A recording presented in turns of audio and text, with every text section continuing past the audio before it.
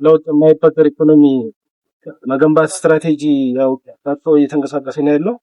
ያ ይሄን ለማሳካት በበጋው ክፍለ ጊዜ የአፈርና ጥበቃ ስራዎች ስንሰራ ቆይተናል።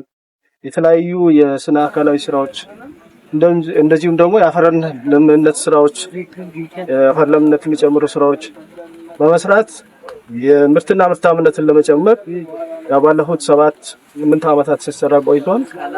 ስለዚህ ይሄንን ደግሞ የበለጠ በክርምቱ ደግሞ በአረንጓዴ አሻራ በችግኝ ተከላ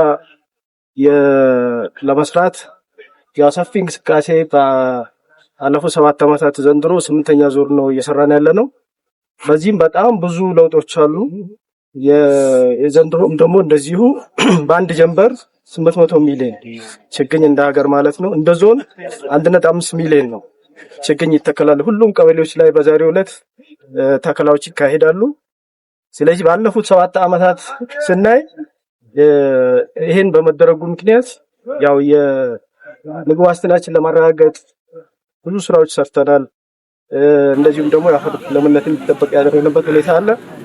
በተለይ ደግሞ የዚህ አረንጓዴ አሻራ ትኩረት የፍራፍሬ ልማት የቡና የቅመማ ቅመም በተለይ ደግሞ ከደን ይልቅ ወደሚበላ ዛፍ ተከላ እናድርግ በሚል ሞቶ የስራ ያለበት ሁኔታ ነው ያለው ማለት ነው።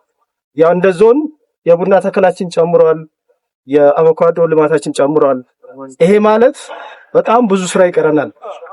ጅምር ስራዎች አሉ እንጂ እንደ ዞን ከሚፈለገው አንፃር በጣም ብዙ ስራ መስራት አለብን ማለት ነው።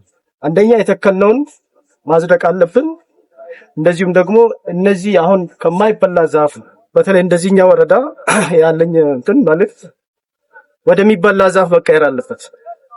ያው እርግጠኛ ነኝ ባለፉት 7 እና 8 ዓመታት በደጋ ፍራፍሬ ላይ በዚህ ወረዳ ላይ የመጣው ለውጥ የምግብ ዋስትና ከማረጋገጥ አንፃር የተሻለ ስራ ነው ብዬ ወስዳለሁ። እስካሁን በተሰራው ግን ይሄ አጠቃላይ የዛፍ ሽፋናችን ስናይ ወደዚህ መቀየር አለበት፣ ወደዚህ መምጣት መቻል አለበት። ይሄም እንዳለ ሆኖ ማለት ነው። ያው ይሄም ለተለያየ እንትን ይጠቅማል፣ ግን ወደሚበላ ዛፍ ቢቀየር ደግሞ የበለጠ ተጠቃሚ እንሆናለን ማለት ነው። ስለዚህ በተለይ በመንከባከብ ረገድ በጋራ መሬቶች እንደዚሁም ደግሞ በግለሰብ እያንዳንዳችን እንትን በዚህ አሻራችን ማሰራፍ አለብንና መንከባከብ አለብን። የጽድቀት መጠኑንም እንደዚሁ መጨመር አለብን የሚል ያው መልእክት ለማስተላለፍ ነው። አመሰግናለሁ።